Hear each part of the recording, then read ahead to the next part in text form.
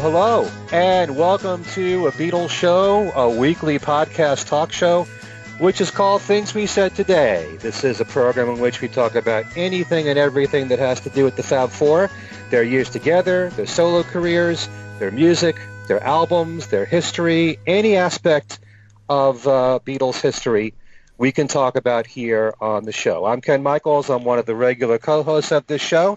You might know me from my other radio program, a syndicated Beatles show called Every Little Thing. And I'm being joined by my two other co-hosts.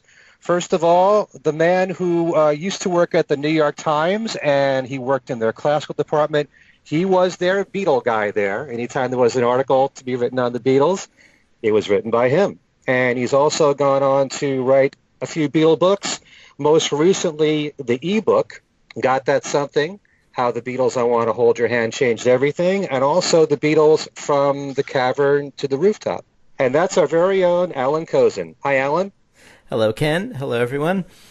My other co-host, he's been the leading Beatles newsman on the internet for decades now, going from the Abbey Road website to Beatles Examiner, more recently Axis.com, AXS.com. He writes for Billboard, Variety, Goldmine. If they haven't hired him, then there's something wrong. Anyway, that's Steve Marinucci. Hi, Steve. Hi, Ken. Hello, everyone. On today's show, we're going to be reviewing one of the Beatles albums, and that's their Beatles for Sale album. But before we do that, we always like to start off the show if we have news items to get to them. And we've got several to start the show with. First of all, very happy news. We were hoping this would happen here in the States because the Beatles animated film Yellow Submarine is going to be shown in the UK. We heard about that, but now we've heard it's going to be shown in movie theaters in the US starting July the 8th. And Steve, I know you wrote an article in Billboard about that. You want to tell the folks more? Mm-hmm. Actually, the dates are going to be different all over the country. They haven't announced they haven't put up the actual dates yet, but they'll be different in different cities, and the lengths of the engagements will be different. I believe the dates will be posted around the 17th.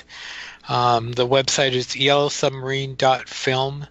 And that's where actually where the British stuff is now, but the American stuff will be there too. And actually, it's all North America. It's not just the U.S. Mm-hmm. So, and it's going to have it's supposed to have a new 4K digital upgrade and a new audio upgrade as well. People have been kind of wondering about that because the fact that I don't think so. Well, yeah, because the DVD was made from 4K, but and also the audio upgrade it's the mix by Peter Cobbin, and Peter Cobbin mixed the 1999 one, and everything they've done since then has been Giles. So you have to assume that if they were mixing it anew, they probably would go to Giles for it, since he's now their go-to guy. Right. And that when you see Peter Cobbin's credit, you kind of have to assume that that's the 1999 remix. Mm-hmm. Which is actually a great remix, because that we saw that, and it was absolutely fantastic, especially the end with "It's All Too Much." It's just that's one to die for. You have to see that, and hear that. So, and I've also read that the actual digital cleanup for the film was done by hand and frame by frame. Well, they did that. Isn't that the same as 1999 too? I mean, they also did that for the DVD. They also did that for the DVD. I mean, that was the Blu-ray. That was all part of that. I mean, what this seems to be is just bringing it to the screen. Period. So in other words, just celebrating the 50th anniversary by showing it in the theaters. But it should be a better digital print, right? Not necessarily. I mean, you would like it to be, but it's saying a new 4K digital restoration. no, I agree, and I'm not that's sure it was 4K in 1999. I don't remember people talking about 4K in no, it wasn't 4K in 1999. The Blu-ray was taken from the 4K though. That because I went back to hmm sources and I went back and asked for a clarification on that one. So, Mm. but anywho, so there we go. But it is coming back into the theaters. That's the big news. And so far, there's no news about a reissue on DVD or Blu-ray. There doesn't look like there's going to be one because this is not it's not something they've redone since. So I don't expect that to happen. Is it not still in print? Yes, it's still in print. I'm pretty sure it's still in print. Yeah, I think the deal here is that this is just to celebrate the 50th anniversary. Exactly. Yeah. That's really all it is. So Okay, but it's still good news anyway. yep. Yeah, it's Nothing fun to like see that seeing in on- the theater. Yeah. Yeah, it is. That's where I first saw it. So Okay. Also, we have news about Julian Lennon. As we've mentioned before, he just released his second children's book, which is called Heal the Earth. This is the follow-up to his book called Touch the Earth, and it's geared towards children. It's all about the importance of our environment and protecting the planet. And he's been making the rounds lately. He was in New York City at Barnes & Noble signing books, and he was also interviewed by Dennis Elsas there to talk about the book. And in addition to that, he was on the TV show called The Chew. he was in LA too. He also signed in LA too. Right. Okay. But the big news is that in addition to this book coming out, the company Gaumont has made a deal to make Julian's book trilogy into an animated TV series. So Julian and his collaborator, the illustrator Bart Davis, they will serve as executive producers for the series. We don't have any projected release date for it, but that's great news. And the ironic thing about this company, Gaumont, it's the same company that Paul McCartney is working with for his full-length animated film High in the Clouds. So that's kind of a coincidence right there. Mm-hmm. And Julian was also on that internet program that I mentioned in the last show called Build. It was a half-hour show that you can get only on a particular website called buildseries.com. So good news there for Julian. And as we know more about the TV series, we'll let you know. There's also news about new reissues of Paul McCartney's catalog. It was just announced that 4 of his titles are being reissued on CD, also 180-gram vinyl, and then 180-gram colored vinyl as well. And that's for the titles for New, Chaos and Creation in the Backyard. This is a big surprise to me. Wings Greatest. And also, another surprise, Thrillington. Well, I think the surprise is that these are even coming out at all because they're all just single CDs, and really the only attraction is the colored vinyl. I mean, I don't see. I mean, certainly there are people going to be interested, but I mean, there really isn't much here to worry about. You know, these are not new mixes, unfortunately, and there's no extra material. So, How much more Thrillington did you want? I didn't really. I didn't. Yeah, I know. I mean, why? You know, it is kind of funny that on the BBC lately, Richard Hewson has reappeared and you know, talking really about his orchestration for Long and Winding Road and how Paul was upset, and not mentioning Thrillington at all. And but he was the one who arranged and conducted Thrillington. I don't think he gets a credit on the album, but he was right. So it's funny that he's sort of reemerged in a Beatles context, but without the context of the album that's being reissued now. Right. Yeah. It's also something that Paul had no hard feelings against Richard Hewson, I guess, if he hired him to work on Thrillington. So there you go. But also it's important to mention these titles because it brings it back into the catalog if it was ever out of print.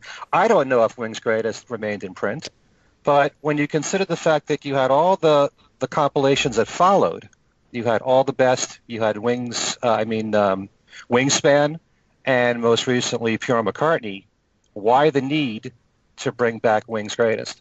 When all the songs that are on there you can find in the other compilations.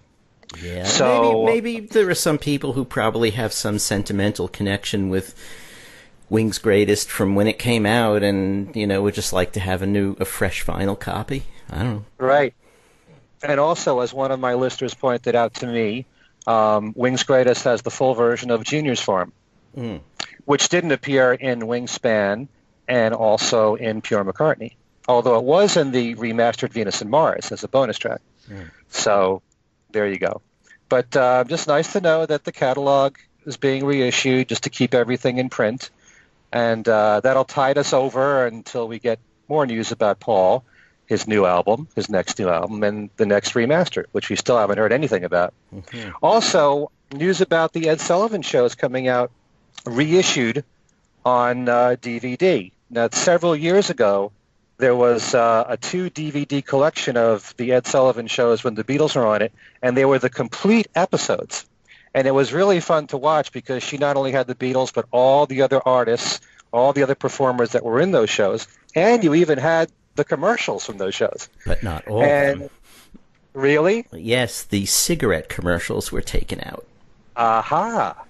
Okay. You remember? You've probably that. seen before they came out. You probably have seen videotapes of the whole shows where, remember, Kent, brought to you by Kent with the Micronite filter. You can, yeah, it's gone. I don't know about the reissue. I don't know if they've put them back, but I kind of would doubt it. Okay. Well, it is being re-released now, all 4 shows in their entirety, except for the cigarette commercials, I guess. Well, we'll see. And that's on May the 25th. That's from Sofa Entertainment and Universal. Anybody want to comment on this? Well, it should be mentioned and should be underlined that these are not Blu-rays. They're just, the way it's described is these are just digital video upgrades in the regular DVDs. So there's no, and it's interesting because as I commented to somebody this morning, the Beatles shows did not look bad. They looked actually pretty good. Now the Elvis shows, because of their age, 56 and 57, did look, especially the earliest ones, did look pretty worn, and those could use some real touch-ups. It'll be interesting to see what they've done to the Beatles show, though. But the Beatles show never looked that bad. I should also mention that there's not going to be any new material in any of these. The only new thing, from what I can gather, is the Elvis performances only. I don't believe that has been out before, rather than just the full shows. But the Elvis Great Performances has been out before. That was actually out as a 3 DVD set, but they've shrunk it down to 2, but they haven't taken anything out. And then the Supremes and the Temptations are 2 single DVDs apiece. Yeah, that should be fun because they were both on the show a lot. You know, I have the Elvis ones, or I have most of the Elvis ones. I have the Ed Sullivan one, and I have the Great Performances. I don't have the Supremes and the Temptations ones. But yeah, those should be fun because, especially with the Supremes, they changed from, they evolved from being just a little-known singing group at the beginning to these megastars, at the end, fronted by Diana Ross, and so. But yeah, that's going to be fun, and I mean, if you haven't seen the Beatles ones, the Beatles set is a must for anybody that's listening to the show. You have to have that because you need to see the way they looked, on those shows. In context. Right. And there's a lot of, I mean, among the people on those shows, there's Frank Gorshin, there's Davy Jones. Davy Jones, right. That's right. That's right, too. Davy Jones is on there as part of the cast of Oliver. There's Mitzi Gaynor, who I never liked. Tessie O'Shea. That song that Mitzi Gaynor did has stuck in my head forever. I remember hearing it that night. And it was their second appearance, and I still haven't gotten that thing out of my head. Did I say Tessie O'Shea? Tessie O'Shea, Morecambe and Wise, right? Who the Beatles appeared with. Cilla Black is on one of the shows. Soupy Sales. Yay! That's right. You gotta have the mouse. Gotta have the mouse. Yes. Yeah, I'm a big fan of Soupy's, and that that's cool that he's. And there were a lot. Senior Wences. Should I do a tonight? So Do yeah. you watch on the Decades channel? They have half hour. We don't get Decades here. DirecTV has FETV, which has Perry Mason and all sorts of things. T.J. Hooker, and started running the Monkees on the weekend, which was kind of a shock. But no, we don't have the Decades channel, unfortunately. I get a big kick out of watching that show now, whenever I can. The Ed Sullivan Show. Oh, is it on there? Is it Sullivan? Yeah, it's okay. Yeah, it's broken down. It's just half-hour shows. Yeah, the only thing about watching those shows, the way they've broken them down over the years, is again it's out of context, and they insert a lot of graphics that you didn't see originally. It would be nice if they did what, for example, the Tonight Show did recently in the last couple of years, and put them out as the shows were, because that was the really nice, as they've done with the Beatles and Elvis. And by the way, one release that isn't being reissued here that I'm really surprised about is the Rolling Stones, because they also did a Rolling Stones one. And the Rolling Stones one actually was kind of interesting because they put it out in several versions.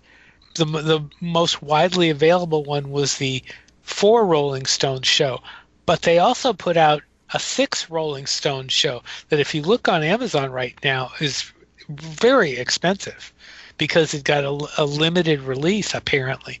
It was always more expensive than the others.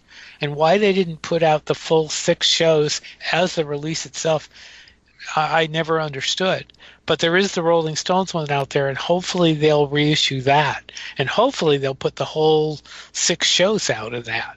Because those are obviously really good. Because again, you have the Stones from their first appearances to later on in 67, 68, when Jagger was all dressed up in psychedelic clothes and all this, and they were, I think, actually Mick Taylor had come into the group by the time the last appearance had come around. So before we get too far into the Stones, we have at least 4 more items of news to get to. Sorry about that. I didn't mean to take that off into a tangent. There's also the Mojo. Mojo is issuing 2 red and blue issues that you can get through them, and they're usually on at Barnes and Noble here about a month after they get issued. There's the photo of Paul and Willie Nelson that came out on Instagram. Ken, I'm surprised you didn't mention that might have been linked to the news about McCartney, about the new album, which is what news? Well, I mean the eventual news. I mean, when you saw that photo, did you not think that maybe Willie Nelson might be involved with Paul's album? Not really. It could just be something that took place over the last few days. It was on Instagram, and Willie Nelson's son took the picture. They could have been just jamming together for the fun of it. Maybe they were writing a song for Dolly Parton. There you go. Because it was a Dolly Parton item too, right? Was it? One of you posted a thing about how much you hate TMZ, I do. Yet they had this thing about Paul and Dolly Parton having dinner. Oh, right. I saw that. That's right, too. Paul and Dolly Parton. That had nothing to do with this picture. At least I don't think it did. Did it? Not that we know of, but who knows? Who knows? Let's start rumors. Let's 2 start country TMZ. stars and Paul, hey. Let's start TMZ rumors. Paul's making a country album. That's it. Yeah. There we go. There we go. Also, there's the news about Derek Taylor's book, As Time Goes By, being reissued. Yes, that's on Amazon now. It came out 4 days ago on the 5th. I have the date as May 5th. April 5th. No, it's out. And that's a good book. Okay, on Amazon it listed as May. So Derek was really a great writer, and he wrote quite a bunch of books. I mean, there was the Genesis one, of course, that has the commentary from George. But as time goes by was earlier, and really just sort of looked over his career, which was an incredible career. I mean, the people that he represented, apart from when he worked with the Beatles at the beginning and end, of the Beatles era included, the Byrds, the Beach Boys, just Paul Revere and the Raiders. yeah, and then he was involved in Monterey Pop. And he discusses all of this in this book in that inimitable Derek Taylor style. This is a guy whose voice you can hear as you read his book. Right. And I was lucky enough to get to know him a bit towards the end of his life. I think the first time I might have interviewed him might have been in like 1987, when around the time of the Pepper special that he put together for Granada TV, and then later when the anthology was about to be televised, and I spent my week or whatever it was in London. Derek was my minder, so I spent a lot of time with Derek keeping me out of trouble, and also sitting in on some of the interviews here and there. But he was just a great guy. I was really very sad when he died. How would Derek keep you out of trouble? You wouldn't want me, for instance, wandering around the Apple offices by myself, right? So Derek was always with me when I was in that building. So, yeah. Or if he left me with someone else, that would be me. But, yeah, you definitely had the feeling of, like, having a minder in a way. But, I mean, he did it really well, because we'd go out to lunch and we'd talk about all kinds of stuff, and he was really incredible. I mean, and he's definitely, there was a huge hole in there when he wasn't involved with the Beatles directly, but he really is part of their story. I mean, he ghosted Brian's book too. He ghosted Cellarful of Noise. Right. So, and I think really anybody interested in this should read as time goes by. It's a paperback. It's not expensive, and it's full of really great stuff. So I just thought I'd put in my 2 cents worth. Thank you. Yeah, and it is out now, by the way. I just double checked, but I had written about it. So yeah, it's definitely out now, and you can also get it in digital too on Kindle. Are there transcriptions anywhere of your interview or interviews with Derek? Probably Beatle Fan published them at the time as QAs. Okay. Yeah, I think they did. But not online? No, sadly. Okay. Okay. And finally, there's news about, we know more about the TV series on Brian Epstein being developed based on the Fifth Beatle, the Vivek Tiwari book, and you wrote an article on that. Yes, I did. I interviewed the woman who is going to be the executive producer, Jenna Santoianni, and I had trouble saying that when I was talking to her. It was just embarrassing for an Italian to really not be able to say another Italian's name. But she and I talked for about a half hour, and at this point, it's still a long ways off. There's a lot of things they're still working on. They do have a script, and they do have, as we all know, Lennon McCartney songs. They have the rights to that. But the story talks about it gives kind of an early idea of what they're looking at doing, and how the story is going to be put on the screen. It will be live action. That's one thing that I've heard many times from them, and they made a point to say, make sure you say it's live action, and it's not going to be a graphic novel. It's not going to be animated. That's not to say they may or may not use images from the graphic novel, but they don't know yet what they're going to do. They're still a ways off in developing how it's going to work, and it's going to be, I would say, a while. I don't want to even give any kind of a timeline, because I don't know it, and they don't know it, of when it's going to come out. So, well, when I spoke to Vivek at the Fest a month ago, he said not until at least next year. Well, they were even being less definite with me on the phone. I mean, Miss Santoianni wouldn't even pin it that far down. So I don't know that they know. I really don't.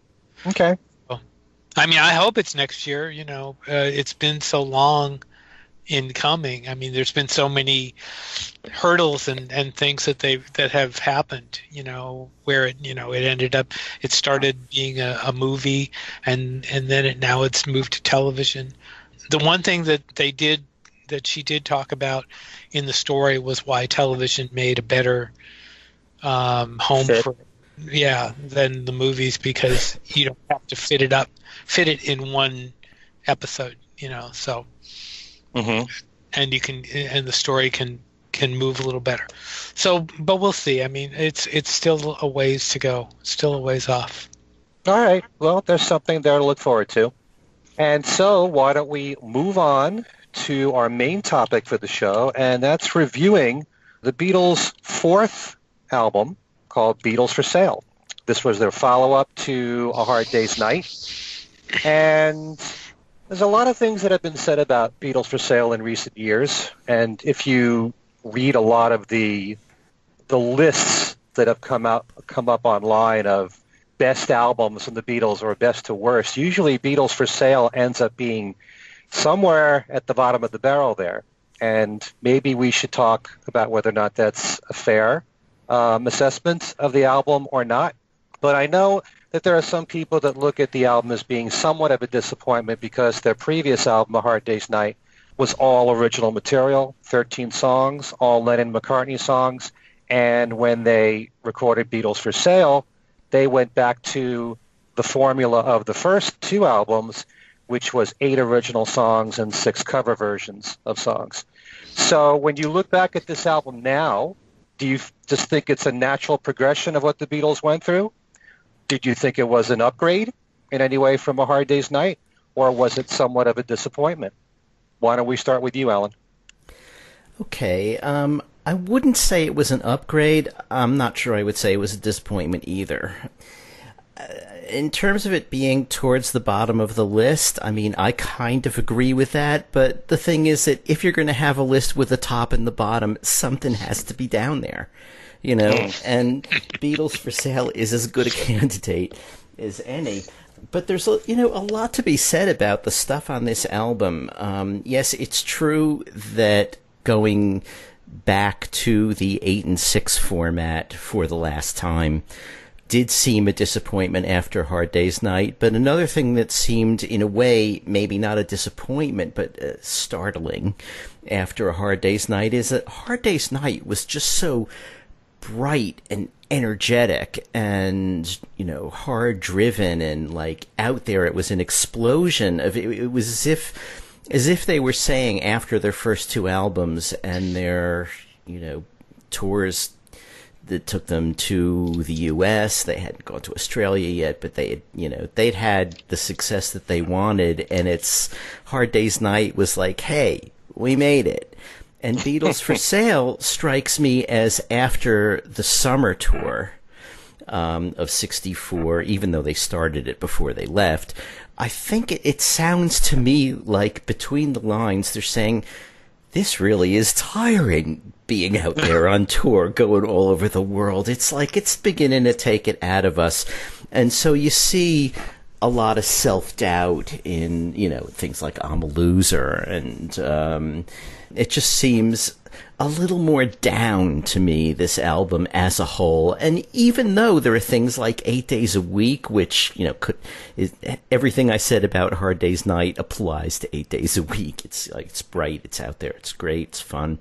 But a lot of it has a more sort of down feeling in a certain way. And I listened to took out my British vinyl, played it yesterday, and and I was trying to figure out exactly why I feel that way. And there's, I guess, that run of I'm a Loser, Babies in Black, but then it goes to rock and roll music. So it's up and down, but I don't think there was as much down before this. I do want to mention the cover, because the cover is, especially in those days, really a big part of an album's package. If you look at at this cover, on the front, you've got this very sort of autumnal picture of them, but you've got George with the point his hair that Robert Freeman seemed to have liked so much, and Ringo's got a scarf on. It kind of captures in a way that feeling of it's not spring or summer anymore. It's we're chilling out a bit. On the back is the cover that we in the U.S. know as the cover of Beatles 65. It's not Beatles 65, early Beatles. Beatles. Yeah, again, autumnal. Look at all the leaves around them that are, a bit green but also brown.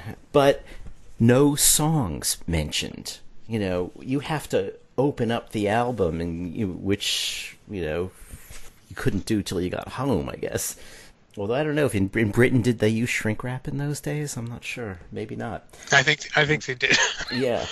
There's no picking up the album, looking on the back, and saying, "Oh yeah, I like No Reply. I'll get this one." It's this is our album. You can take it on faith. And then inside you've got this like black and white double spread, where you've got the songs, you've got some notes about who's doing what, No Reply, double track John, occasionally Paul, George join both on the chorus.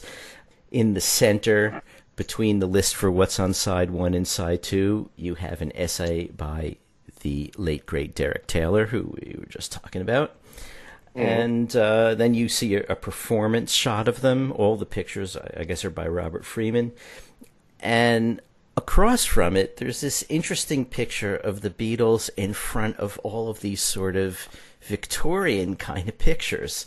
I'm not sure exactly what that's about. You've got George leaning into the armpit of an actress, and these you've got guys with guns on horses that look like they're in the desert of the Middle East, and and then you see a vaudeville pair up in the right side top. So it's just it's really a fascinating production all around. The music and the cover, and it all for me seems to fit together really well. So not sure what else to say. Well, I like what you said about songs having more down moments. Not necessarily more down than up, but you start the album with 3 very down songs about relationships that have failed. Right. And yet at the same time, there is growth in the songwriting. Oh, definitely. Because, you look at something like I'm a Loser, which I know, a lot of people point to You've Got to Hide Your Love Away as being, like the first Dylan-esque song from John. But I point to I'm a Loser in that regard. Very introspective stuff. And I like the fact that, like in a song like Babies in Black, there's a third person there in the song, kind of like She Loves You, in a way. Right, yeah. But that's interesting. It wasn't like a one-on-one relationship there that you're writing about. Right. It's not about necessarily you're not getting along with your girlfriend or she's not getting along with you. There's a third person involved, so that adds that kind of element to it. But and then you get back to the down stuff towards the end of the album, where you've got I don't want to spoil the party, so I'll go. Right. And then followed by What You're Doing, which is Paul saying, you think about what you're doing to me here, And there's the country aspect on this album, which is stronger than, we may not have known at the time how much they were into country in their formative years as one of the many influences, but it really comes out a lot on this album.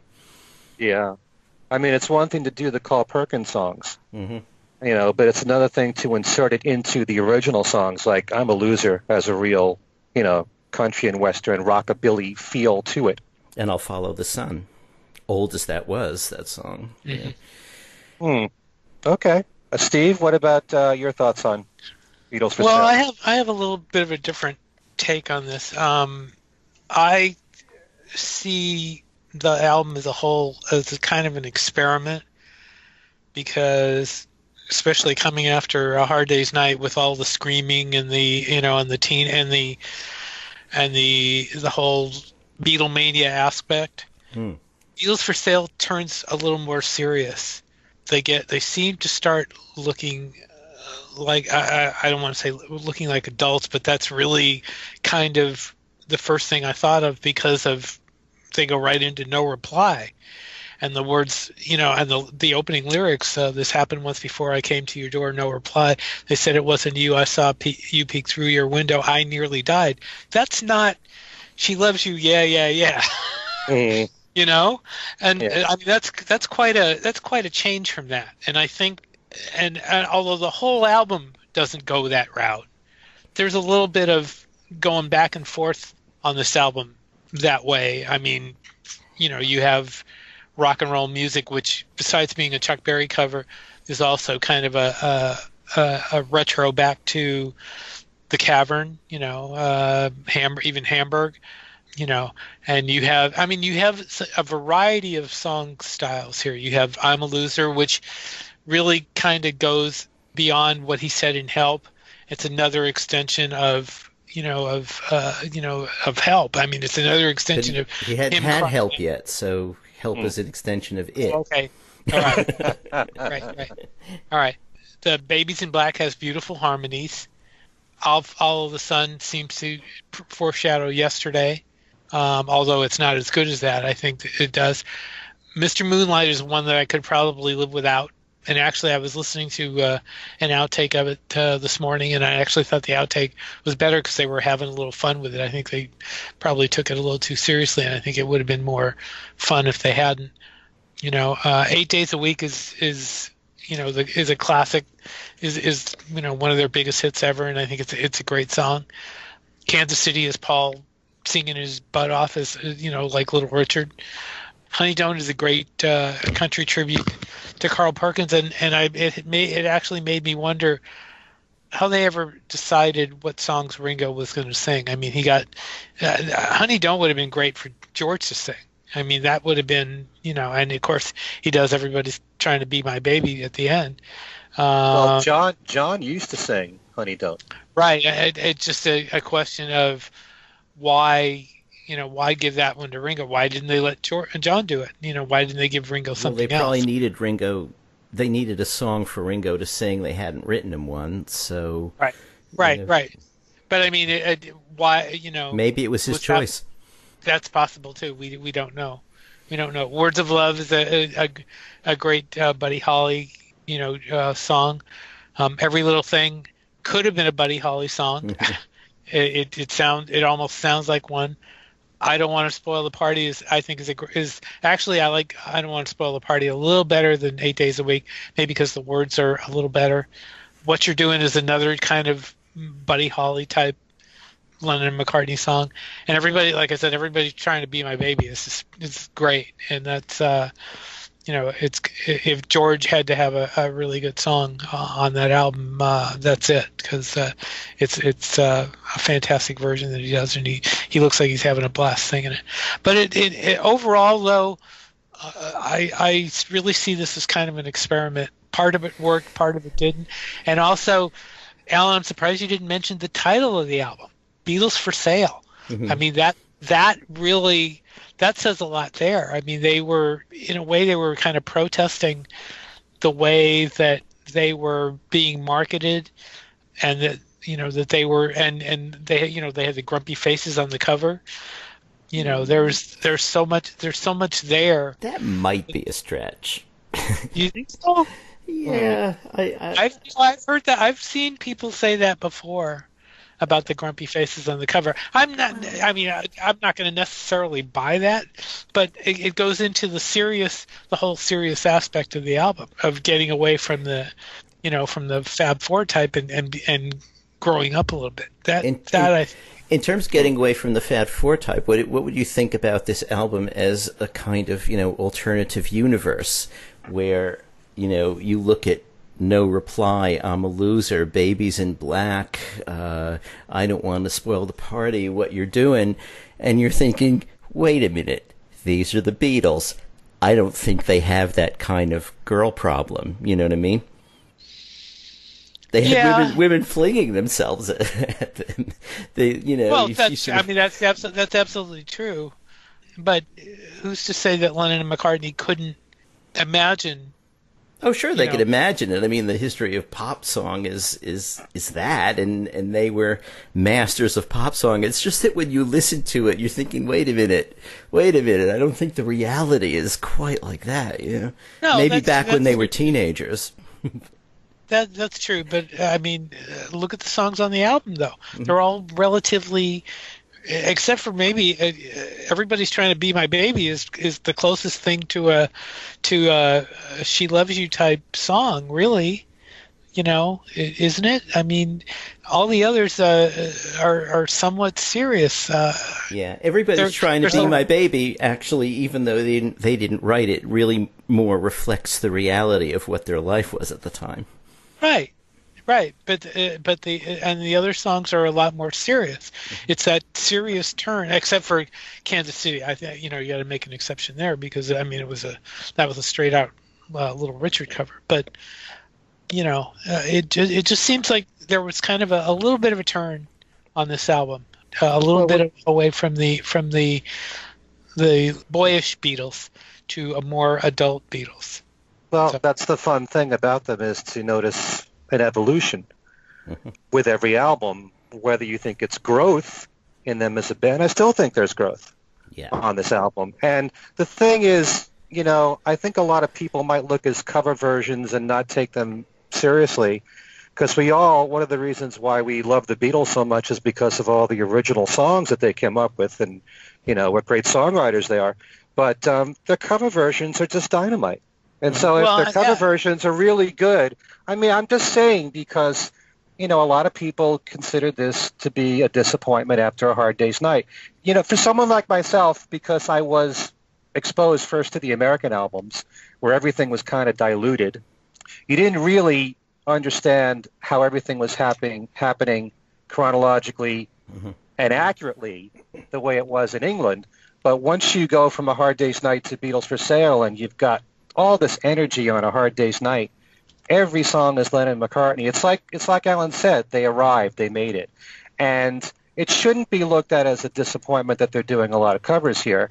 They only did it because they had a deadline to fill and they had to come up with some material, and it was much easier for them to rely on songs that they've been doing since the 50s, some of them, and in Hamburg, so they could knock those out very quickly. But some of these cover versions, like Rock and Roll Music, to me, my favorite of all the Beatle covers is Bad Boy. But I love Rock and Roll Music. I mean, there's so much energy in that. Kansas City, Hey, Hey, Hey, Hey, great vocals from Paul, killer version right there. Words of Love. I mean, the harmonies there from the Beatles, which it gives you a little more depth in the song than Buddy Holly's version, though I love Buddy's version. I don't want to always compare the Beatles to the originals because I love a lot of the originals too.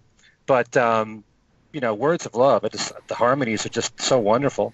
Yeah, it's like Everly Brothers do Buddy Holly. In a way. Right. Yeah. And then, like we said, that country and western element, I Don't Want to Spoil the Party, is one of the best examples of rockabilly for an original song from the Beatles, as is I'm a Loser, to me. Great material here all around. Everybody's trying to be my baby. And, I just like the fact that some of the songs are negative here. You got to see a foreshadow of what was to come. Because there were a lot of negative songs that were written later on, especially, say, in Rubber Soul, So it kind of foreshadowed what was to come right there. Right. But well, like I said, I think it. I still hold with what I said about them taking a little serious turn. I think that this definitely. I'm not criticizing this album as being a disappointment, although I think some of like I said, I think Mr. Moonlight is one song that is, but I think there's a lot happening here, and I think you have to look at it that way. Another thing too is if you go between the American albums at the time, which would have been Beatles 65 and Beatles 6, the songs that got used on those albums that didn't make Beatles for Sale are kind of interesting. There's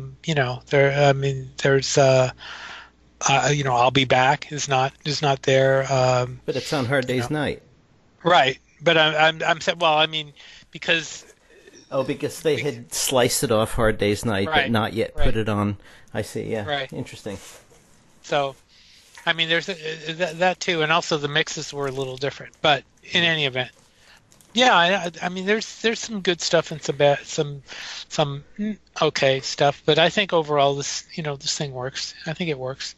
There's some I don't know if brilliant anything- guitar playing on it too. There's another thing that struck me yesterday when I was listening to it. Not that it's any guitar playing I hadn't been hearing all these years, but just Right. listening to the album start to finish. I mean, Babies in Black is, that guitar is so he's using that whammy bar a bit, to sort of get it a little sour, which suits the song perfectly. But also George is playing in Honey Don't and Everybody's Trying to Be My Baby. I mean, that is like, move over, Carl Perkins. Like, I have Right. mastered the style. And it really, and plus we have the roots of slide guitar, of George's slide guitar in I'll Follow the Sun. Not quite. I never thought about it that way. But... Yeah, because it's not the kind of playing that we're used to hearing him do. He really, really, really developed it over the years, but this is the first example I can think of where it appears. Interesting. No, I wouldn't have thought of that at all, because it's not flat slide guitar, but you're right. There is that similarity. Interesting. I got a question. What is the problem that many people have with Mr. Moonlight? I mean, it's often written up as being the worst song the Beatles ever recorded, and I honestly don't understand why. I mean, to open with John's vocals so powerful like that, it's one of the great introductions on a Beatles record, too. I have a theory. I think what's that? What? Apart from the dinosaurs thin on one end, thick in the middle. I think it's the Hammond organ.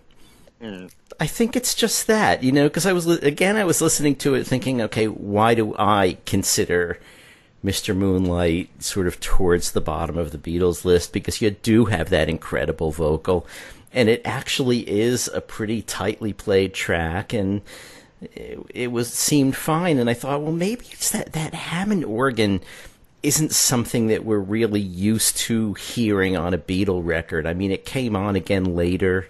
But maybe it's just that it just doesn't seem like the right sound, And later on, I think one reason people might find Mr. Moonlight disappointing is because if you know that they had a choice between that and Leave My Kitten Alone, I think a lot of people, including me, would have chosen Leave My Kitten Alone.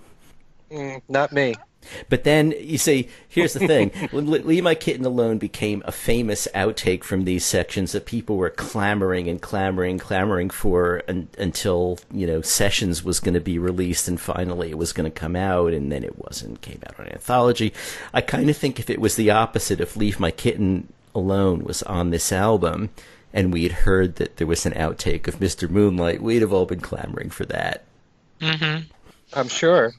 I think the use of that organ gave the song more of a bossa nova type feel, which made it very different for a Beatles record. Much the same way that even though it wasn't released at the time, something like Besame Mucho, was an unusual song for the Beatles to record. Although, look, the Beatles are all over the place musically. But I think, that organ gave that song a different feel. And when you listen to, say, the Beatles at the Star Club version, where you have George doing the lead guitar part, doesn't work as well. It really doesn't. So I think it was a good choice. I mean, some people call it a cheesy sound, that organ sound, but I think it worked in this arrangement. Now, see, I think that's where my objection to the song lies, is the rhythm. It sounds too much like a calypso rhythm, and I don't think it fits the Beatles very well. I think that's what I have a problem with.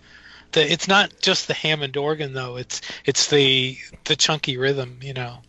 That's what I think bothers me. So, well, we have a difference of opinion there. Also, interesting how early on the Beatles were doing "I'm a Loser" in concert, and they dropped it in favor of "Babies in Black." And it seemed like they were very proud of "Babies in Black." Was it because it was a waltz? What was the reasoning? Why do you think that they liked that song so much to include it, on tour when they performed. I think the fact that it was in 3 rather than 4, as you say, the waltz meter, may have been a contributing factor, just because it gave them, a little bit of variety in terms, instead of having every song be in 4, you have one breaking it out into 3. Mm-hmm. And John often mentioned, this one's a waltz, and that seemed to have been important to them. I guess. Huh. Any thoughts, Steve? I don't think I can improve on that. I mean, the rhythm, I guess, on I'm a Loser probably didn't work as well in concert as Babies in Black did. I think they sounded great doing it live. I'm a Loser. I mean, to me, I'm a Loser has the same feel as Help, even though Help was later. So I don't see what the problem was with I'm a Loser. I'm just guessing here as to why they changed to Babies in Black in concert. Here's another theory. With Help and Babies in Black, the song starts and it goes continuously. With I'm a Loser, they've got to sing, the opening I'm a loser and stop. I'm a loser and stop. And with all that noise going on, maybe it was too complicated to, they got to do the harmonies, come back in at the same time, and it's, they didn't have stage monitors even. So, maybe they decided to go for something that they just start and go continuously through without starts and stops. That's a good point, because Paul brought up the same thing for Nowhere Man. Mm-hmm. Right? Did you say that about when they were doing the songs in Japan? Doing the song in Japan? I think you said that about that. So that's a similar thing right there, starting with just vocals like that. Yeah. It might have been a little bit difficult.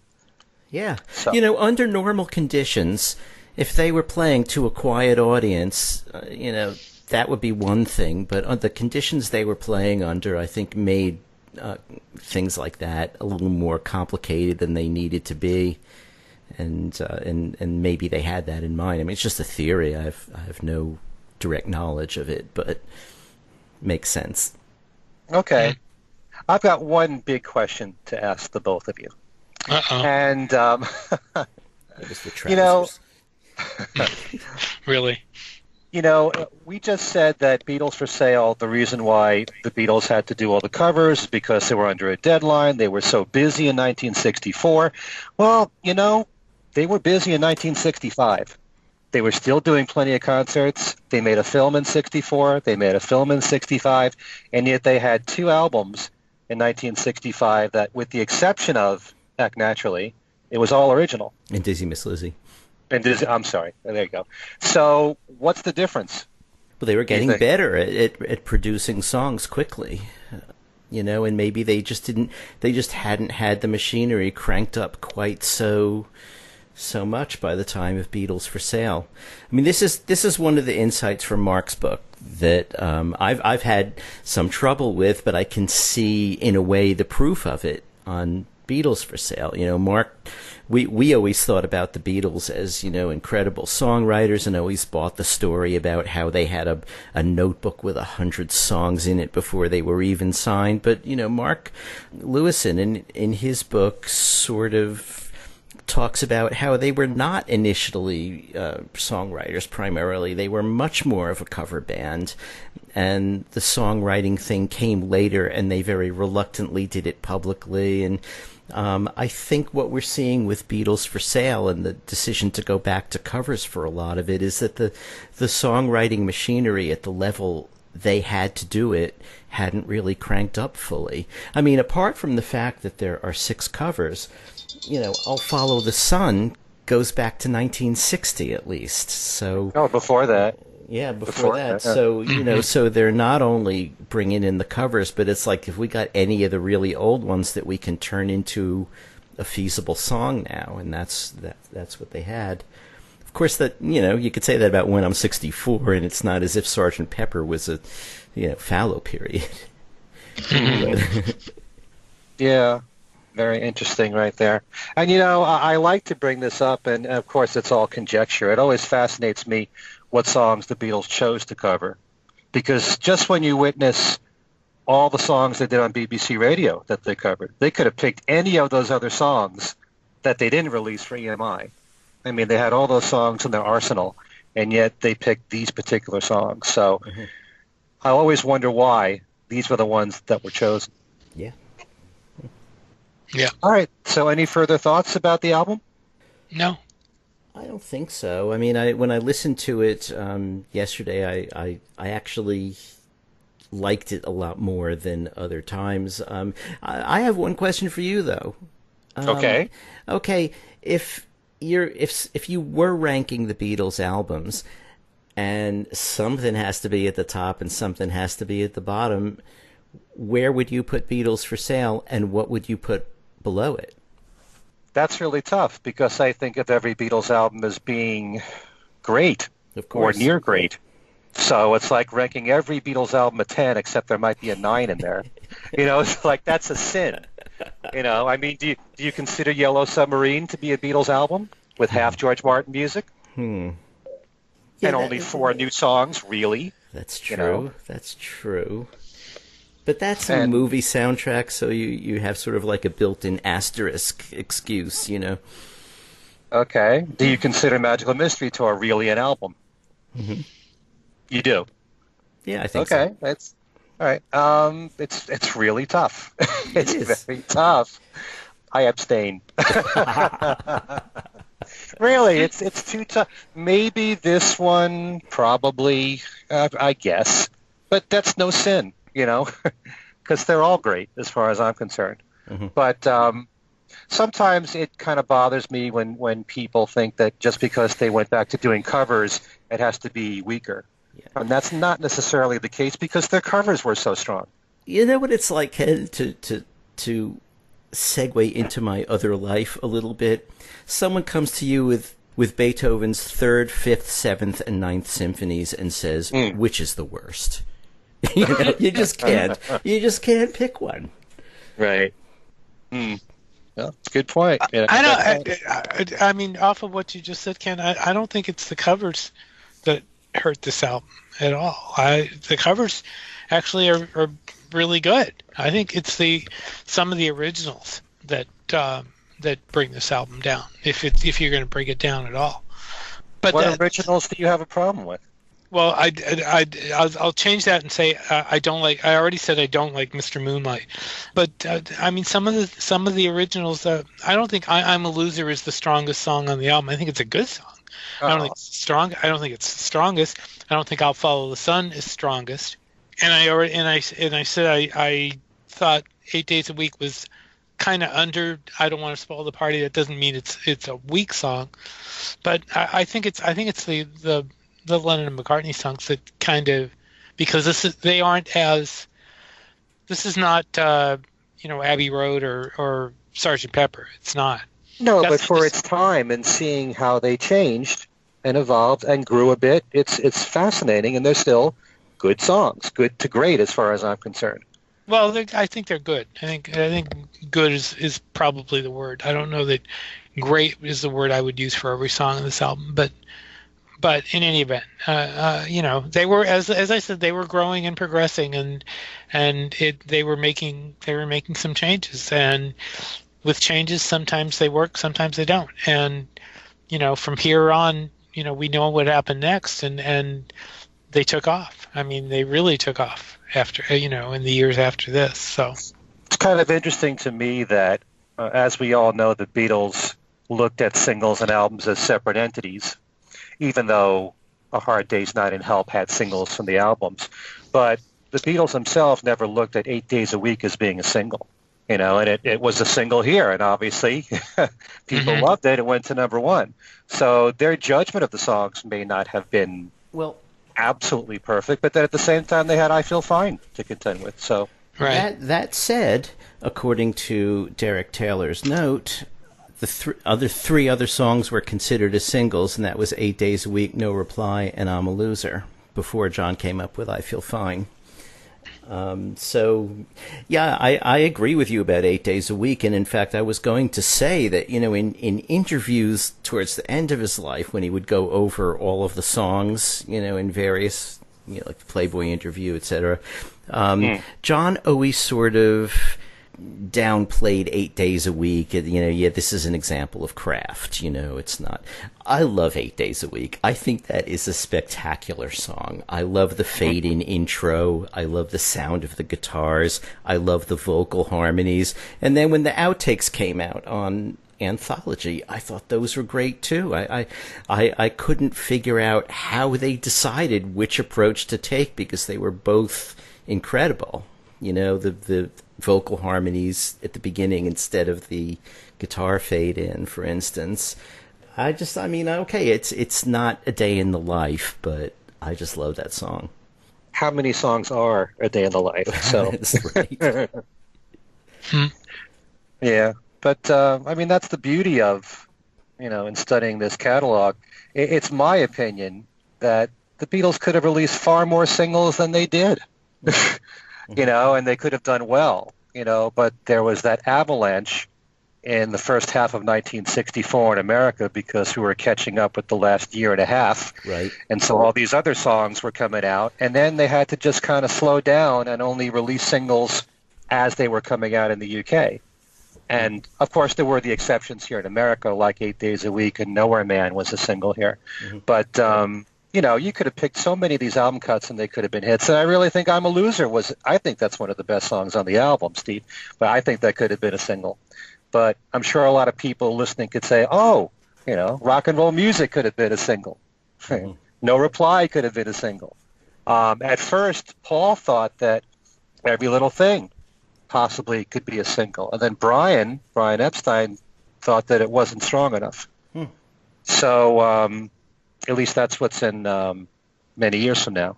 So, but it's still fascinating to study. And, even if you want to consider this the bottom of the barrel, it's still a great album. Well, I would not consider it the bottom of the barrel.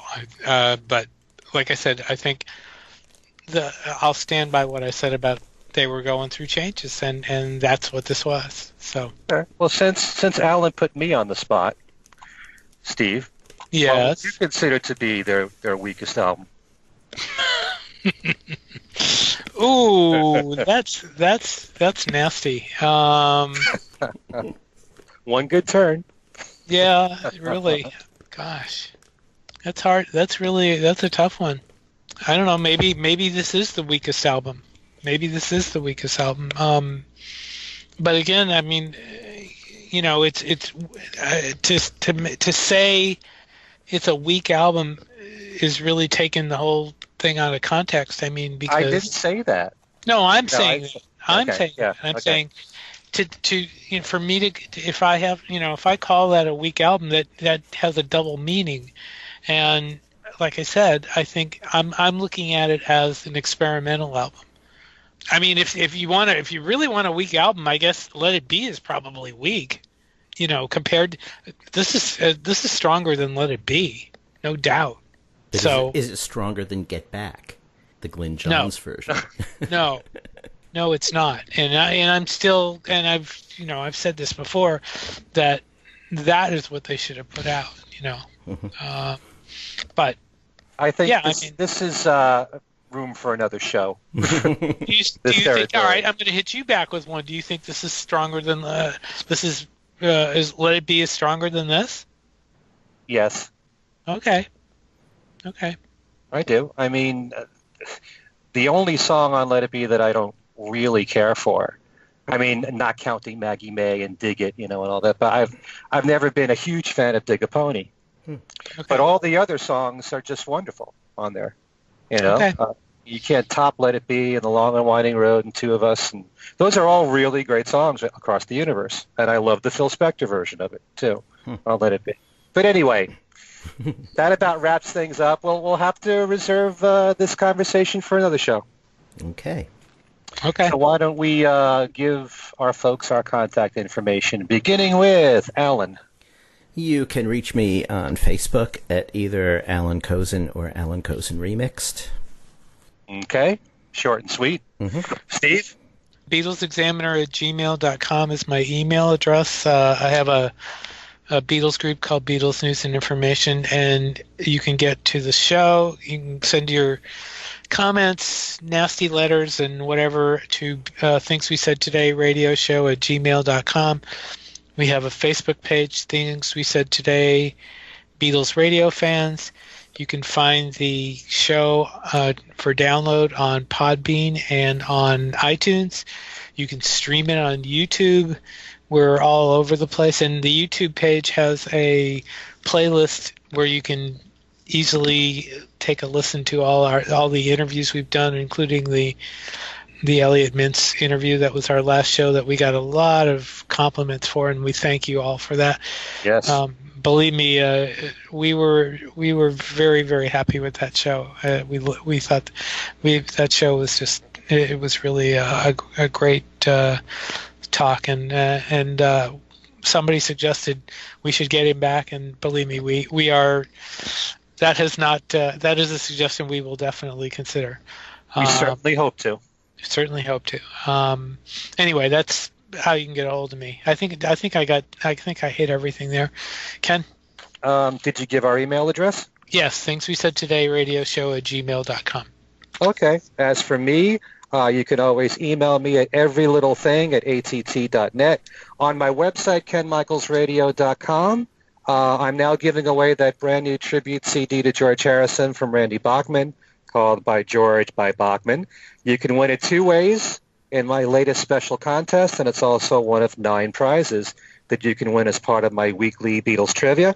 I also want to mention that there's another Beatles podcast show called Two Legs, which is all solo Paul McCartney in the show. Tom Hunyadi and David Gargolino are the co-hosts of that show, and I was on a recent broadcast of that program, and also Kid O'Toole joined us, and we talked about Paul's Pipes of Peace album, which was a very big album for Kit. It was through that album that she started to become a Beatle fan, because actually from hearing Paul's music with Michael Jackson, and then she started buying Paul's solo music, and that was the first album that she bought, solo-wise, from Paul. So if you want to hear that show, it's also on Podbean, podbean.com, and the name search, just type in Paul McCartney, and it'll show the program Two Legs, and we're going to be in either the newest one or next to newest one. All right? And so that's about it.